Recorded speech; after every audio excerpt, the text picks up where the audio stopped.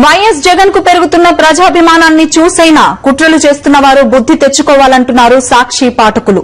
తండ్రి ఆశయాల కోసం కృషి చేసే కుమారునిగా, నాయకునిగా త్వరలోనే వైఎస్ జగన్ బయటకు వచ్చి పేదల కన్నీరు తుడుస్తారంటూ తమ అభిప్రాయాలను సాక్షికి లేఖలుగా పంపుతున్నారు. జైల్లో ఉన్నా బయట ఉన్నా జగన్ జగనే అంటూ అభిప్రాయపడ్డారు ఖమ్మం పాండురంగాపురానికి చెందిన సాక్షి పాఠకుడు సూరసాని కిరణ్ రెడ్డి. ఆయన్ని జైల్లో పెట్టామని కాంగ్రెస్, టీడీపీ, ఎల్లో మీడియా, సీబీఐలు సంబరపడుతున్నాయి. కానీ జగనన్న రాష్ట్ర ప్రజల గుండెల్లో ఉన్నారనే విషయం కుట్రలు చేసేవారికి తెలియదన్నారు. రాష్ట్ర ప్రజల మాట ఒక్కటే, రాజన్న రాజ్యం జగనన్నతోనే సాధ్యం. ఇది జగమెరిగిన సత్యం. వైఎస్సార్ అంటే గౌరవం ఉన్న ప్రతి ఒక్కరూ జగనన్నకి తోడుగా అండగా ఉంటారన్నారు.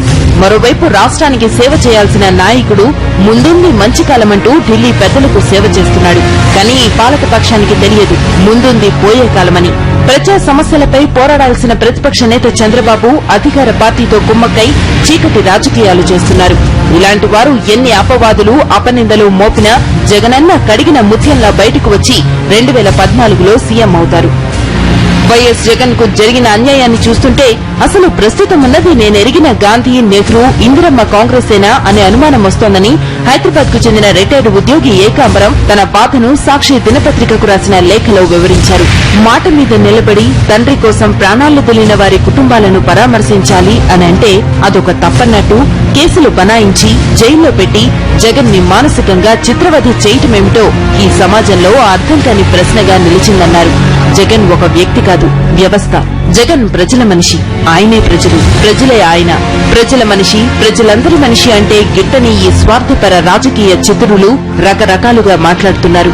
కానీ ప్రజలు ఇదంతా గమనిస్తున్నారు. ఎన్నికలు ఎప్పుడొచ్చినా కుట్రలు చేసే నాయకులకు తగిన గుణపాఠం చెప్పాలని సాక్షికి రాసిన లేఖలో పేర్కొన్నారు రిటైర్డ్ ఉద్యోగి ఏకాంబరం.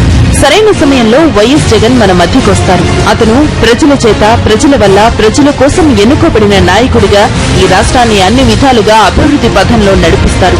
ఆ నమ్మకం మాకుందంటున్నారు రిటైర్డ్ ఉద్యోగి ఏకాంబరం. జనరల్ డెస్క్, సాక్షి న్యూస్, హైదరాబాద్.